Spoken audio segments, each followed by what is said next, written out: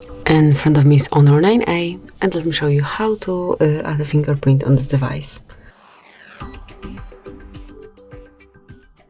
So first of all, just open the settings, then find and select biometrics and password, and here click on fingerprint ID. So first of all, you need to set some backup to your fingerprint. It can be a PIN code.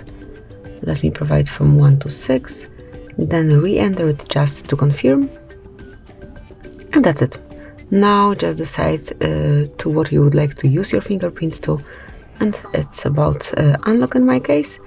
So now it's time to add a fingerprint. The sensor is located at the back cover of your device right here, so just place your finger here and just lift it up and then put on the sensor to add your fingerprint fully. And that's it. As you can see, it has been done. Just tap on OK. Obviously, you can also rename your fingerprint right here. So just click on rename, and for example, we can name it Hard. And from now on, you will be able to unlock your device either with this backup pattern, actually PIN code that we set, and it's 1, 2, 3, 4, 5, 6, or with your fingerprint smoothly by tapping on the sensor, just like this. So that would be all. This is it. Thank you for watching.